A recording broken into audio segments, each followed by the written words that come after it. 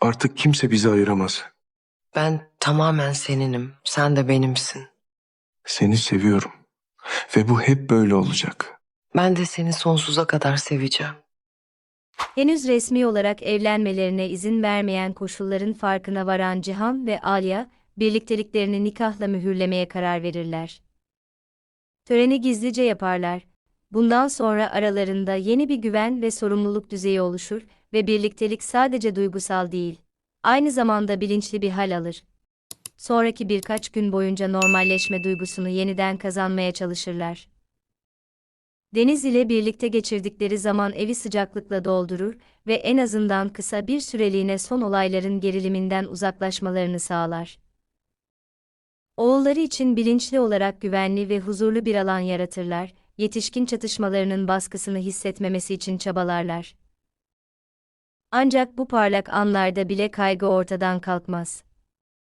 Cihan'ın kararlılığına güvenen Alya sadece velayet hakkı konusunda değil, aynı zamanda güvenliği konusunda da endişelenir. Bora'nın tahmin edilemez şekilde davranabileceğini anlar ve onu sürekli gergin tutan da bu belirsizliktir. Boran ise Cihan'ın müdahalesi sayesinde Deniz'in annesine döndüğünü fark eder, ancak bunu kanıtlayacak bir yolu yoktur. Çaresizlik öfkesini daha da artırır ve öfkesi giderek kontrolden çıkar. Açık bir çatışmanın tehlikesini fark eden Cihan, farklı bir yol seçer. Boran'ı gönüllü olarak velayetten vazgeçmeye zorlamak için sistematik bir şekilde çalışır. Sonunda koşulların baskısı ve yenilginin kaçınılmazlığını fark etmesi, Boran'ı gerekli tüm belgeleri imzalamaya zorlar.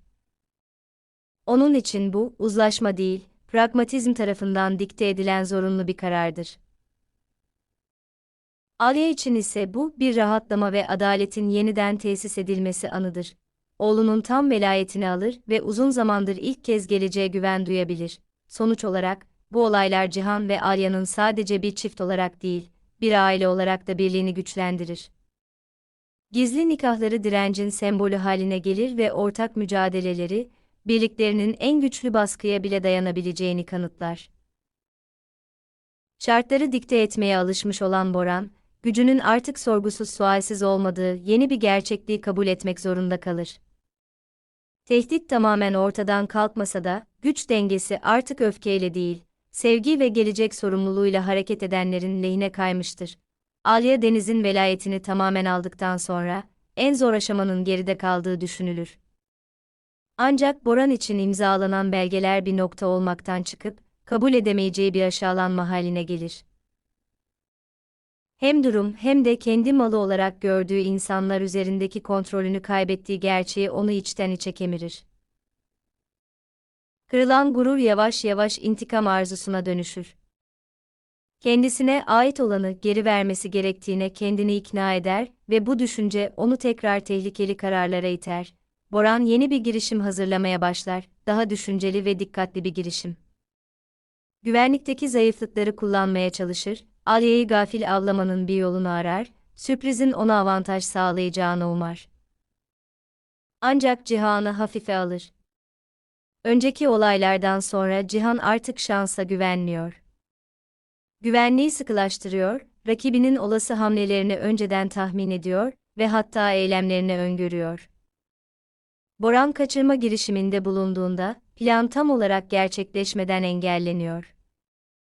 Plan suya düşüyor ve Boran kendisini atacağı her adımın aleyhine yasal sonuçlar doğurabileceği bir durumda buluyor. Bu başarısızlık bir dönüm noktası oluyor.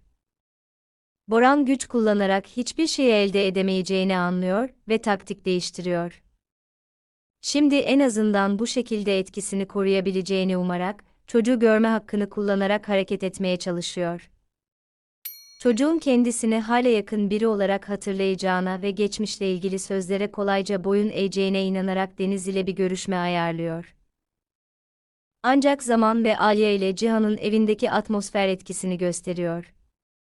Deniz artık kafası karışık veya korkmuş hissetmiyor. Cihan'ın yanında koruma, istikrar ve gerçek ebeveynlik sevgisi hissediyor. Görüşme konusu gündeme geldiğinde, çocuk beklenmedik bir şekilde kendi tutumunu gösteriyor. Boran'ı görmek istemiyor. Kararı korku veya zorlama sonucu değil, bilinçli bir seçimdir. Onun için Cihan, uzun zamandır zor anlarda onu destekleyen, koruyan ve yalnız bırakmayan kişi olmuştur. Bu seçim Boran'ı herhangi bir yasal yenilgiden daha çok incitir. Sadece resmi statüsünü değil, aynı zamanda duygusal bağını da kaybettiği gerçeğiyle yüzleşir. Cihan ve Alya için bu an, mücadelelerinin boşuna olmadığını doğrulayan bir an olur. Sadece birlikte yaşama haklarını savunmakla kalmadılar, Deniz için kendi evinin nerede olduğunu ve gerçek desteğinin kim olduğunu hissettiği bir ortam yarattılar. Ancak aynı zamanda, Boran gibi bir rakiple tamamen rahatlamanın imkansız olduğunu da anlıyorlar. Yenilgisi geçici olarak hafifleyebilir, ancak derin kızgınlık onu yeni adımlar atmaya itebilir.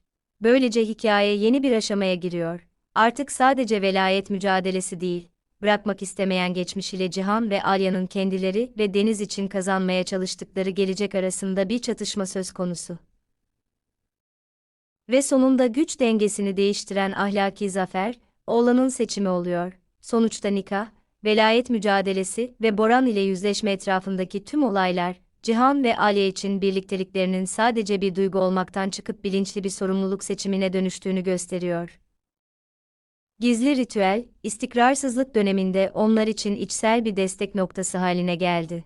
Uygun koşulları beklemediler, tehdit ve baskı altında bile bir aile kurabilecekleri bir temel yarattılar. Bu karar onlara uyumlu ve gereksiz duygusal dalgalanmalar olmadan hareket etme içsel istikrarını sağladı. Deniz için verilen mücadele sonunda güç dengesini belirledi. Cihan stratejik düşünebildiğini, provokasyonlara boyun eğmediğini ve işleri sonuna kadar götürebildiğini gösterdi. Metodikliği ve azmi Boran'ın dürtüselliğinden daha güçlü çıktı. Bu hikayede kazanan saldırganlık değil, tutarlılık ve her adımın sonuçlarının sorumluluğunu üstlenme isteği oldu. Alya ise sürekli kaybetme korkusundan geleceğe olan güvenini yeniden kazanmaya geçti. Ancak bu güven artık yanılsamalara değil, gerçek eylemlere ve yasal güvencelere dayanıyor.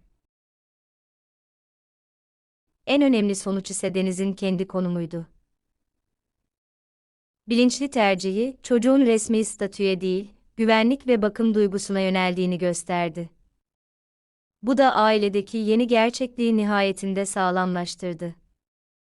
Cihan onun için geçici bir figür değil, istikrarlı bir destek haline geldi.